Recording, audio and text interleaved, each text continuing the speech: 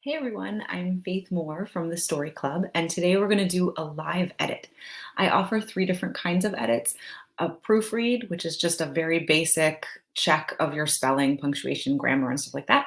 I offer a copy edit, which includes a proofread and also looks at things like syntax, consistency, the structure of your writing, and that kind of thing. And then I also offer a developmental edit, and that's where I proofread, I copy edit, and I also make comments on the content of your writing. So I make suggestions for how to make your ideas better and how to make your writing better and flow better. So I have a volunteer today. Dr. Agenson has sent in a fantasy sample. It's the opening of a novel that he's working on. And thank you very much for volunteering to go undergo this process.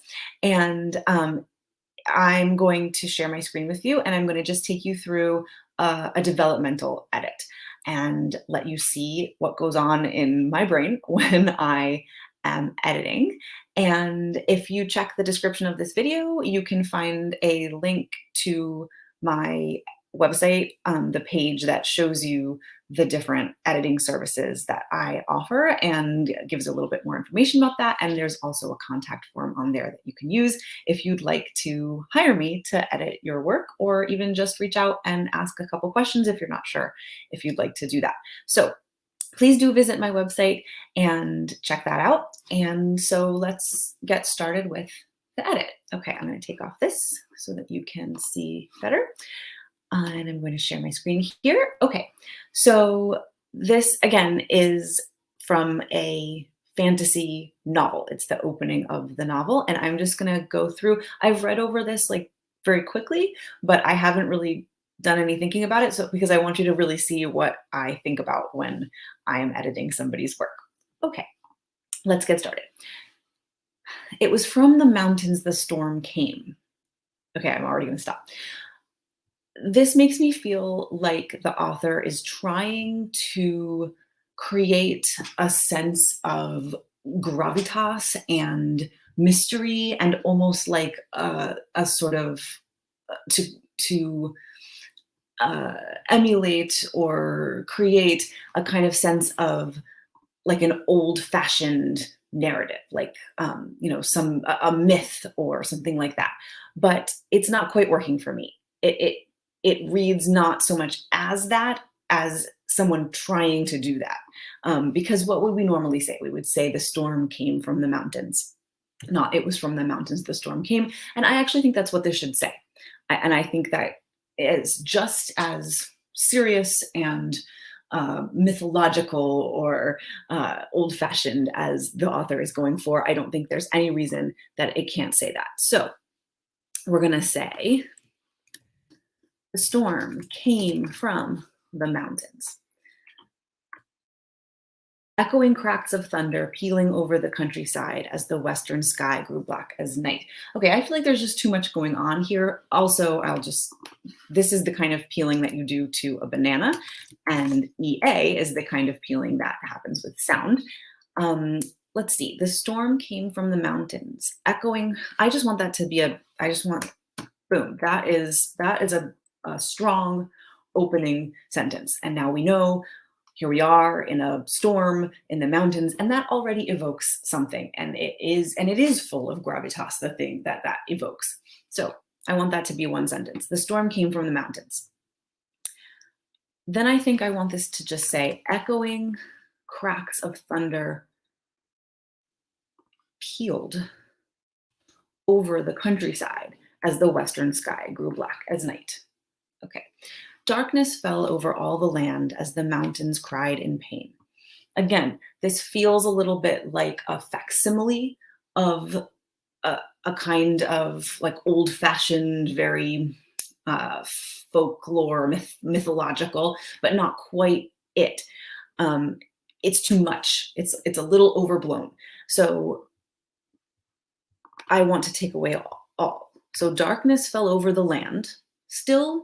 It still has gravitas. It still feels like something mythological and fantastical, but it's not a it's not uh, expressing that it's not saying like, hey, look at me, I'm doing this. It just is. Okay. So darkness fell over the land. I want this to say and the mountains cried in pain, because the otherwise it implies that the mountains crying in pain made the darkness fall over the land, and I don't think that's what we're going for here. From her lofty peaks. Okay, this is a problem because the mountains are plural and her is singular. So I'm not sure. The her I'm assuming is referring to the mountains, but it can't because it's not plural. So I'm going to say there, because that would imply the mountains. From their lofty peaks, the clouds spread, eclipsing the sun, pouring themselves out in the great storm. Okay, so the great storm is capitalized. It's, again, it has that feeling of, um, folklore, the mythology that we're learning about here, and that's fine. I'm okay with that. The clouds spread, eclipsing the sun, pouring themselves out in the great storm. I, I don't love that the clouds are pouring themselves out. It makes it sound like cloud is coming out of the clouds instead of rain.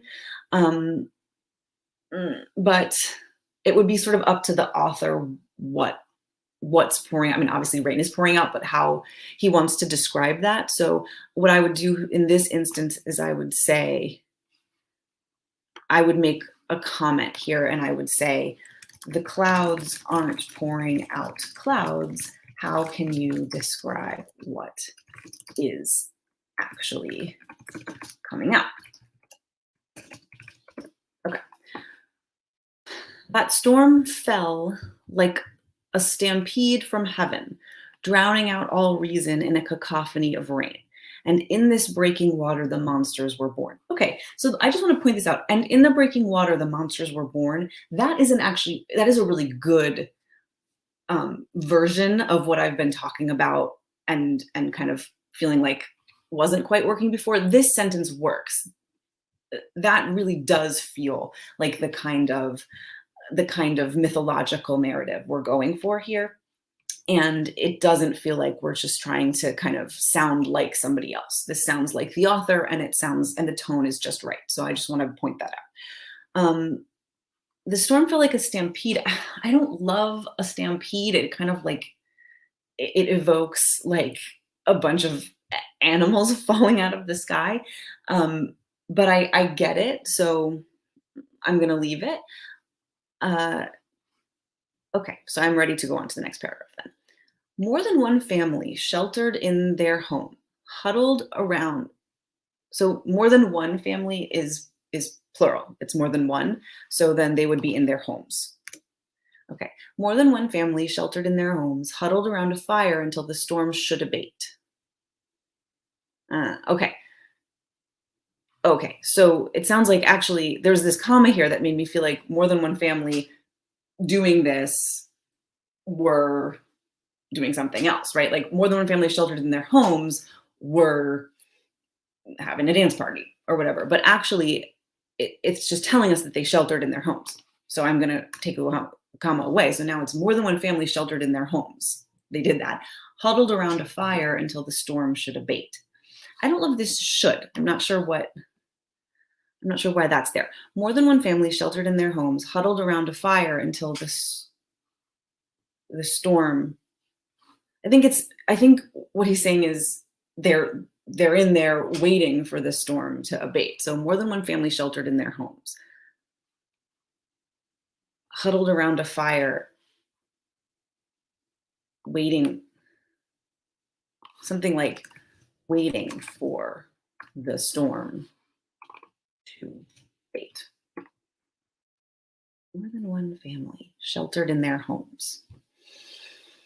I don't love this, but I'm going to keep going.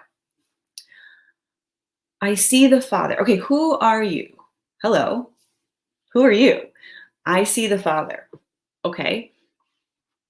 I would have liked to have known that there was a first person narrator until before this moment, but I'm going to go with it.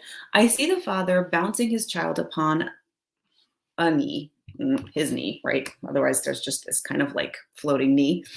I see the father bouncing his child upon, again, upon, no, on, because again, upon just feels sort of too ponderous. I see the father bouncing his child on his knee to calm him. The storm will pass. It's only thunder, he might be heard to say. Okay, is this really happening? Or is this something that this new this new first person narrator is imagining? So it's not necessarily happening, or it really is happening. Because more than one family sheltered in their homes, it it tells me that this is happening.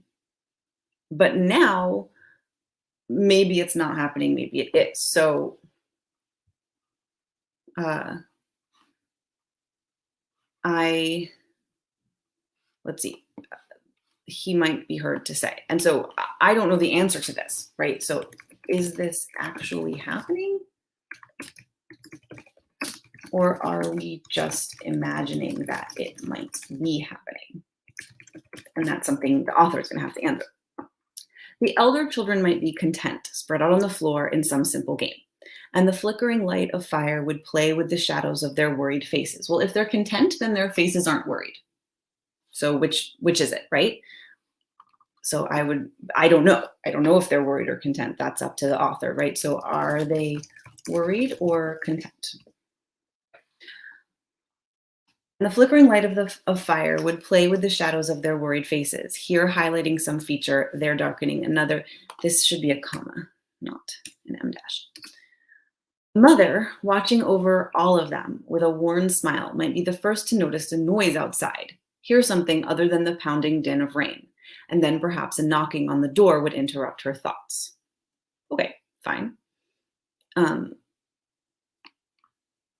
would answer? The father would hand the child over to the mother, and against her breast she'd hold the now cooing infant, watching her husband go to the door. So the problem with this sentence is that it begins with the father as essentially the point of view character, and switches to the mother within the same sentence. And that doesn't really work for me, and I think it will be confusing for the reader. So the father would hand the child over to the mother. Also, this part, and against her breasts, makes us think that now actually it's the child's perspective, but in fact, it's the mother who is holding the infant. Like we want to switch that, right? She held the infant against her breasts, right? So the father would hand the child over to the mother. And then I think we just want a new sentence. And we would say, let's make this the beginning. So she'd hold the now cooing infant against her breasts.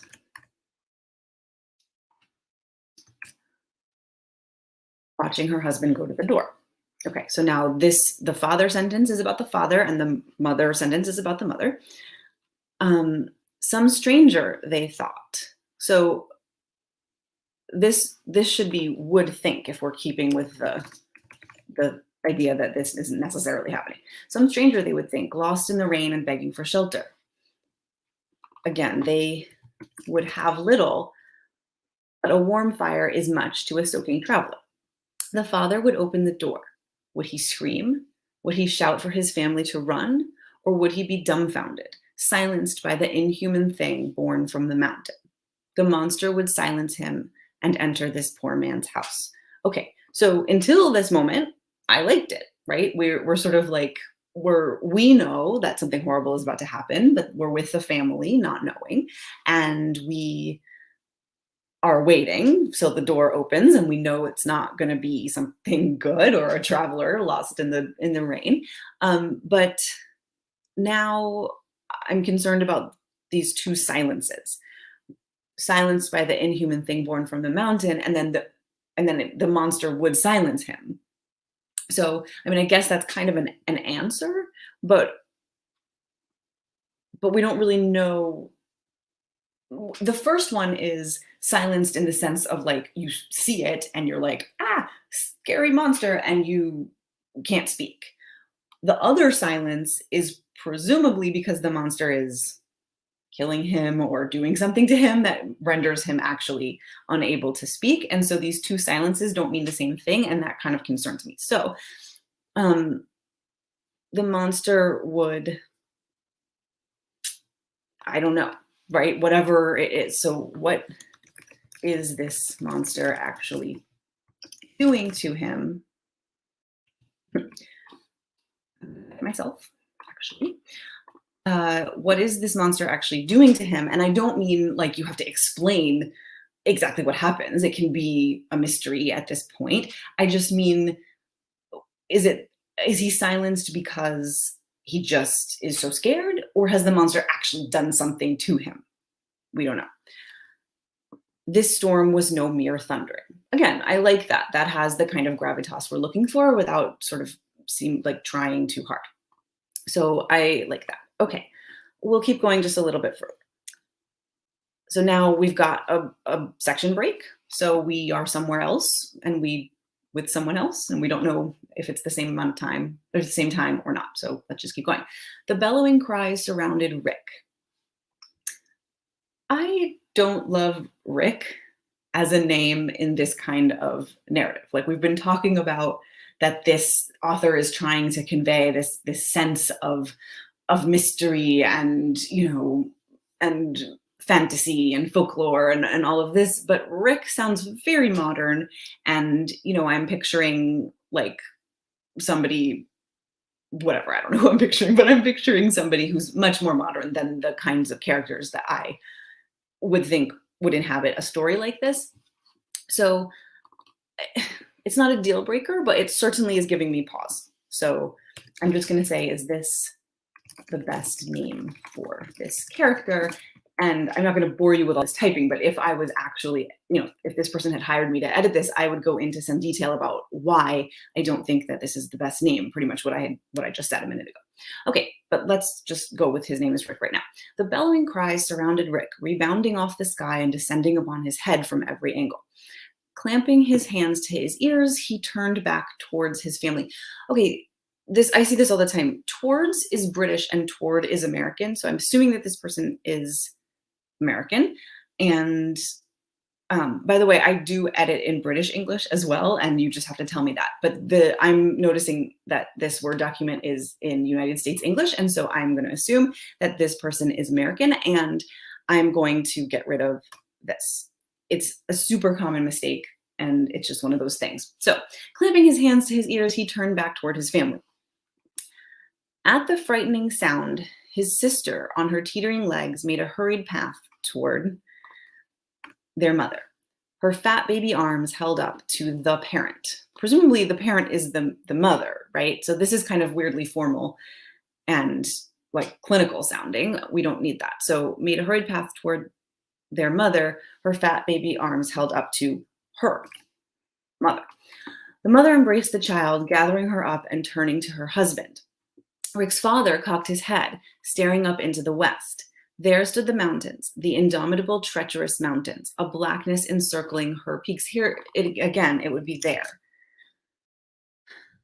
spreading like spilt ink into the sky. The bated silence. I don't love that. I mean, we have bated breath, and so we get what you're saying about the silence. It's like it's silence, but it's waiting for something to come. But it's not really the way we describe silence, which is not always terrible. I mean, sometimes you use things that we don't use normally or colloquially in order to create an image. But this doesn't work for me. So again, I would make a comment here that would go into what I just said, but I'm just for the sake of time and your interest, such as it is, I am just going to say dated doesn't work for me here. Okay. In the wake of that first thunderous shout broke. Okay, so the silence broke as echoes of rain, forerunners, stampeded into the valley with a steadily building roar. Okay, this is where I'm going to stop, but I'm going to work on this sentence for a minute. Broke. So the silence broke, okay, as echoes of rain, forerunners of what? stampeded into the valley with a steadily building roar. So I guess it's the thunderous shout that is stampeding.